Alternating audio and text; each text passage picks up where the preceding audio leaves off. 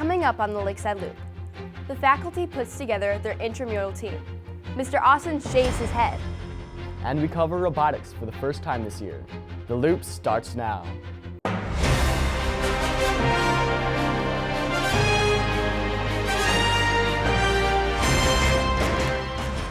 Welcome to the Lakeside Loop. I'm Natalie Pop. And I'm John Loest, filling in for Juan Galrud. You may have heard the famous robots like R2-D2 and C-3PO, but have you heard of Code Red? The robotics team has been working hard so far this year. Cooper Jensen tells us more.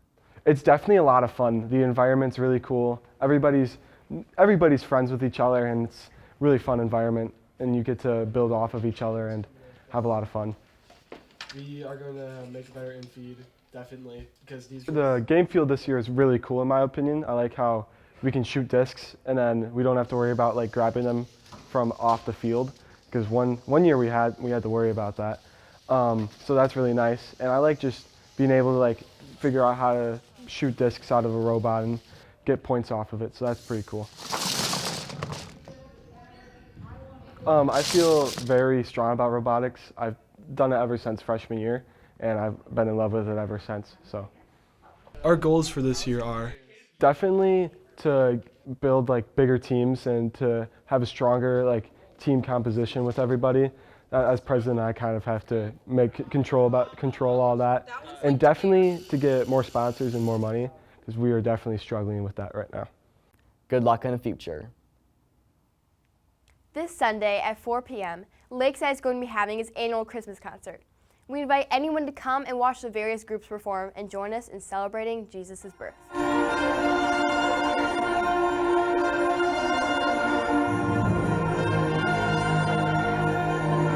News this good is worth dancing about. Speaking of dancing, our dance team is back in action. I think they did amazing considering it was like their first game and we had extremely limited gym time. We worked really hard on that dance for over a month and they did a very, very good job. I think they'll do very well. We have a younger team, which is fun for Miss Edwards and I because we can really help them develop their skills and help them grow. Really trying to enhance a whole game day experience at Lakeside, really kind of like what you would see a Division I college team doing. Like if you think of the Badgers or the Gophers or any of the big colleges, the Palms, the Spirit Squads they have are really a huge part of the whole game day experience. Palms was a huge part of my life in high school and college, and I know that I would be so sad if I had been at school and didn't have that opportunity to do dance and do Palms. 3, 4, 5, 6, 7, 8, 1. Good. Good. Yeah. Lakeside's National Honor Society is putting on a food drive. They partnered up with Lake Mills Fire Departments to donate non-perishable food items to the pantry. To make the drive more fun, they made it a competition between the classes, with ice cream sandwiches as its final prize. And now it's teacher time. Teacher time, teacher time, teacher time, with Isaac Garcia. Welcome to Teacher Time. I'm Elena Loest, filling in for Isaac Garcia. You know how nice your teacher looks every day coming to school in a tie or maybe a dress? Well, my worst nightmare is having to see my teacher all sweaty and gross after running up and down the court playing basketball. Well, this year, Lakeside's intramural basketball teams has a teacher team for the very first time. Let's hear more from one of the teachers. You know, just watching it last year too, I kind of thought, you know, why can't the faculty play? And apparently we've never played as a group of teachers and staff against the kids.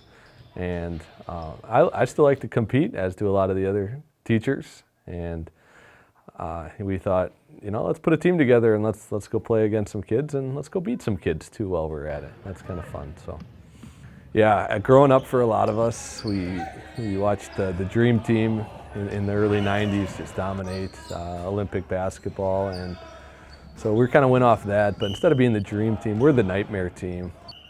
Not because we're scary good or anything, but because some of the things we do on the court, when you're done watching, you can't unsee it. And you might wake up with a nightmare watching, maybe some scary basketball plays.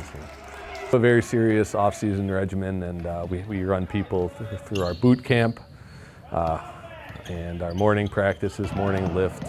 We're getting after it fully from the beginning of the school year up until now, and then we'll try to get each one of us a couple thousand shots up in the off-season and things like that, because, like I said, we want to win, and so we're going to be competitive like that.